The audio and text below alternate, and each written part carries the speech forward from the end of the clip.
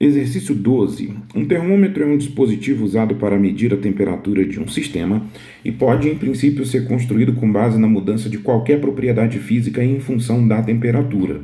A figura 1 a seguir mostra o esquema de um possível termômetro embasado na variação da constante elástica de duas molas com a temperatura. As duas molas encontram-se esticadas e conectadas uma à outra com suas extremidades opostas presas a uma base fixa. Todo o sistema mostrado na figura 1 possui dilatação térmica desprezível e as molas, quando livres de forças externas, têm comprimentos iguais. Um ponteiro está conectado à junção das molas e translada na horizontal dentro de toda a escala do termômetro. A figura 2 mostra como a constante elástica das duas molas varia com a temperatura. A menos dessa variação, todas as demais características das duas molas são iguais. Com base nas informações, julgue os itens. Bom, gente, primeiro vamos analisar alguns pequenos detalhes que foram dados aqui. Ele diz, as duas molas, primeira observação, as duas molas encontram-se esticadas. Isso é muito importante, porque como a força elástica dada pela lei de Hooke é Kx, só existe força elástica se existir deformação, ou seja, a setinha aqui do ponteiro das molas está sujeita à força elástica produzida pelas duas molas. E essa força, além de tudo, é uma força restauradora, ou seja, ela sempre vai estar no sentido oposto ao da deformação. Se as molas estão deformadas, esticadas, então elas estão puxando cada uma o ponteiro. Se nós pudéssemos então visualizar esse ponteiro sob a ação dessas duas molinhas, o que nós veríamos seria o seguinte: puxando para a esquerda a força elástica da mola 1, puxando para a direita a força elástica da mola 2. Toda vez que esse ponteiro estiver parado, portanto, toda vez que ele tiver com velocidade igual a zero, significa que também a sua aceleração, nesse caso, também a sua aceleração será igual a zero. Ou seja, a força elástica da mola 1 é igual à força elástica da mola 2. Isso é curioso porque, como a força elástica, de novo, é K vezes X, onde a constante elástica for mais alta, a deformação tende a ser menor. Como as duas molas estão esticadas, a mola mais dura vai acabar ficando com um comprimento final inferior ao comprimento da mola mais mole, tá? Além de tudo isso, ele diz, a menos dessa variação, todas as demais características das duas molas são iguais. Isso significa, então, que elas têm também o mesmo comprimento. E ele diz, as duas molas possuem comprimentos iguais a uma determinada temperatura, uma vez que todas as outras características, inevitavelmente, precisam ser iguais para as duas molas. Ou seja, a não ser as constantes elásticas, as duas molas são idênticas, tá? Então, vamos ver o que os itens sugerem aqui para a gente. Então, vamos começar aqui. Item 1. Ele diz, a posição do ponteiro indicada na figura 1 corresponde à temperatura de 0 graus Celsius. Vamos ver, já que a constante varia com a temperatura, em 0 graus Celsius, a constante elástica está aqui nesse valor, nesse valorzinho aqui. E significa então que a 0 graus Celsius, a temperatura igual a 0 graus Celsius, as duas constantes elásticas, K1 e K2, são iguais. Isso implica, portanto, que para que as forças elásticas sejam iguais, as deformações x1 e x2 devem ser iguais, o que faz com que os comprimentos finais das molas sejam iguais também. Ou seja, se as duas molas aqui nessa figura estão com 5 centímetros de comprimento cada uma, no final, depois de esticadas, então significa que as duas constantes elásticas são iguais.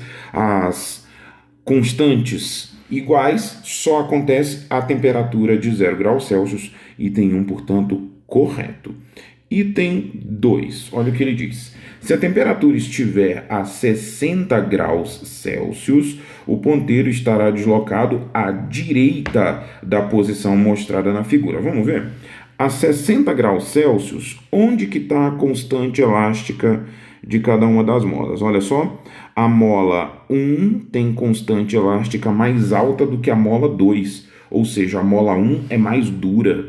Isso significa, então, que se K1 é maior do que K2, tudo isso a 60 graus Celsius, implica, então, que a que vai deformar mais é a mola 2, a mola mais mole. Então, para uma maior deformação, isso significa que a mola 2 vai ficar com um comprimento final maior do que o da mola 1. Então, a setinha que indica a posição da temperatura vai ter que ficar mais deslocada para a esquerda. E no item ele diz que esse deslocamento é para a direita, portanto, item 2, errado. Item 3, vamos ver? A força que cada mola exerce sobre o ponteiro é função quadrática da temperatura. Vejamos. Aqui a gente tem uma composição de funções.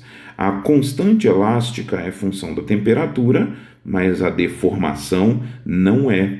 Isso significa, então, que a força vai acabar se relacionando com a mesma relação que a constante elástica tem com a temperatura.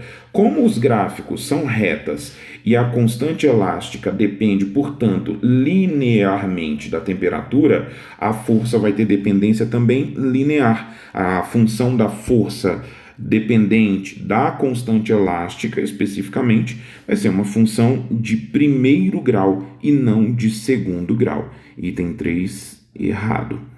Item 4, aí ele diz: a constante elástica da mola 2 pode ser descrita pela equação 0,25 menos 0,001T, em que T é a temperatura em graus Celsius.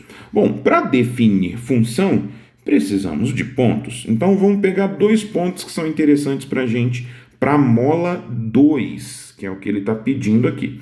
Vai ficar assim, ó, para a mola 2, em T igual a 0, a constante elástica vale 0,25. Se você olhar com calma aqui, ó, você vai ver 0,24, 0,25, 0,26. Então, ela vale 0,25. Para a temperatura T igual a 100 graus Celsius, a constante elástica da mola 2 vale, ó, para a temperatura T igual a 100 graus Celsius, nós estamos bem aqui, entre 0,16 e 0,14, portanto, ela vale 0,15. Vamos pegar essas duas informações, então, e anotar elas num lugar que tem mais espaço para a gente fazer as continhas. Então, vamos lá. Para a temperatura igual a 0, a constante elástica vale 0,25. Para a temperatura igual a 100, a constante elástica vale 0,15. Uma função do primeiro grau é uma função do tipo f de x igual a x mais b. Aqui no nosso caso, como é uma função da constante elástica dependente da temperatura, então seria constante elástica em função da temperatura igual a vezes t mais b. Então vamos, ó. Para a temperatura igual a 0, isso aqui vai ser igual a b. E nesse caso, a constante elástica vale 0,25. Então já temos o valor de b. Para a temperatura igual a 100, K de 100, isso aqui vai dar para a gente AX, então A, vezes a temperatura que é 100, mais 0,25, e tudo isso tem que ser igual a 0,15.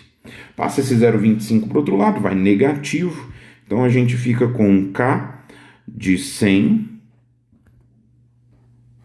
que vai levar a gente para 100 vezes A, igual a 0,15 menos 0,25 vai dar menos 0,1. Passa o 100 dividindo, então isso vai dar para a gente menos 0,001 dividido por 100, portanto, a gente fica com 10 a menos 3, né, negativo, então por isso menos 0,001. Ou seja, a nossa função da constante elástica dependente da temperatura vai ficar para a gente, portanto, menos 0,001 vezes a temperatura mais 0,25, exatamente como ele diz, 001 negativo vezes T mais 0,25, portanto, item 4 correto.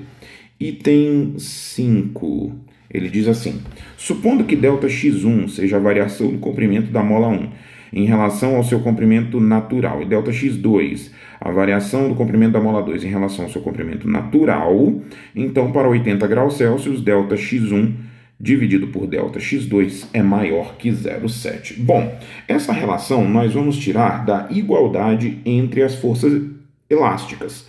Por quê? Quando as forças são iguais, o ponteiro fica paradinho. Então, K1x1 tem que ser igual a K2x2. Como ele está pedindo para a gente x1 sobre x2, ou ΔX1 sobre ΔX2, isso vai dar para a gente, portanto, K2 sobre K1. A 80 graus Celsius, vamos ver onde é que está a temperatura aqui, ó. Em 80 graus Celsius, os valores das constantes elásticas são K2 0,17 dividido por K1, que é 0,21. Quando você fizer essa continha, 0,17 dividido por 0,21, isso vai dar 0,8. E ele diz maior que 0,7, portanto, o item 5 é correto também. Tudo bem, meu povo? Então tá bom, tchau, tchau.